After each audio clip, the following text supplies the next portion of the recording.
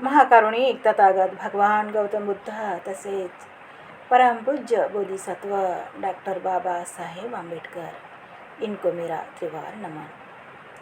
सभी गुरु आचार्यों को नमन करते हुए ग्रंथ पठन शुरू करेंगे।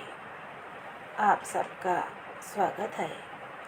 धम्मपद बाल वर्ग गाथा और कथा। बौद्ध शिक्षा के प्रति समाज में बहुत सारी भ्रांतियाँ फैली हुई है। इसलिए भारतीय जनमानस बौद्ध शिक्षा से लाभान्वित होने से वंचित रह गया है। वस्तुतः बौद्ध शिक्षा से अधिक व्यवहारिक और प्रासंगिक शिक्षा उपलब्ध नहीं है। पर यह कहना कि भोजन स्वादिष्ट है पर्याप्त नहीं है।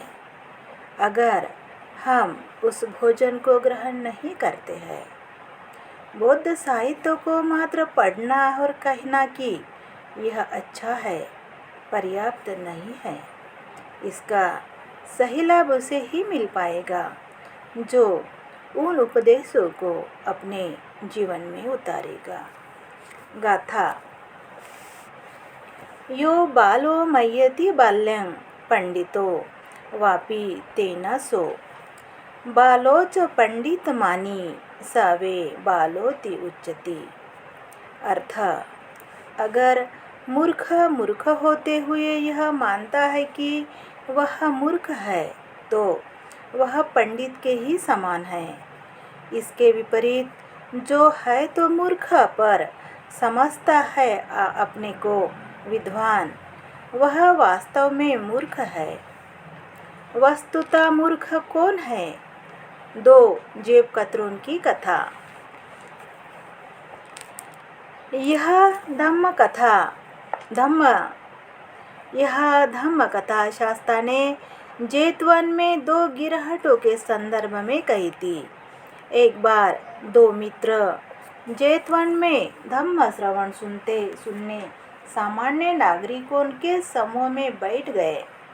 उनमें से एक ने बहुत ही ध्यान से धम्म श्रवण किया और श्रोतापन्न हो गया। दूसरा किसी को खोजने में ही रह गया कि उसकी जेब काट सके। उसने किसी के वस्त्र से 5 मासा सोना काट लिया। उसे बेचकर उसने अपने घर में उस दिन अच्छे पकवान बनवाए। धम्म श्रोता के घर में पैसे की कमी थी, अतः उसके घर में साधारण भोजन भी नहीं बन पाया। चोर अपनी कमाई पर बहुत प्रसन्न था तथा उसने अपने धम्म श्रोता मित्र को उसकी पत्नी के सम्मुख लज्जित करते हुए कहा, तू तो अपने को बहुत बड़ा विद्वान समझता है, पर कहाँ गई तुम्हारी विद्वत्ता? तुम तो अपने लिए भोजन का भी प्रबंध नहीं कर पाए।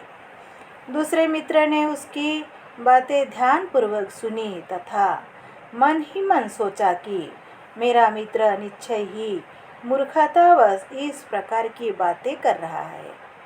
उसने काम तो गलत किया है, पर बातें ऐसी कर रहा है कि जैसे उसने कोई सत्कर्म किया हो। धम्म श्रोता बाद में बौद्ध विहार गया और शास्त्रा को पूरी कहानी सुनाई। बुद्ध ने शिष्यों को समझाया कि इंसान जैसा है उसे स्वयं को वैसा ही स्वीकार करना चाहिए। यही सबसे बड़ी बुद्धिमत्ता है। टिप्पणी। बाजार में तरह तरह के दर्पण बिकते हैं। सामान्य सतह वाला दर्पण वह है जिसमें तस्वीर हुबहू यानी ज्यों की त्यों दिखती है। दूसरे दर्पण में आकृति विकृति दिखती है। मनुष्य जैसा है वैसा देख नहीं पाता। जीवन के दर्पण में हम जैसे हैं, अगर ठीक उसी प्रकार अपने को देखते हैं तब तो ठीक है, लेकिन अगर हम जैसे नहीं हैं, अपने आप को वैसा मानकर चलते हैं तो फिर जीवन में समस्या खड़ी होती है। जैसे बेईमान व्यक्ति अगर स्वीकार कर ले कि वह बेईमान है तो फिर संभावना है कि वह बेईमानी से अपने को मुक्त कर ले। पर अगर बेईमान होकर वह ईमानदार होने का स्वांग करता है तो फिर भगवान ही उसका मालिक है। आप सबका मंगल हो।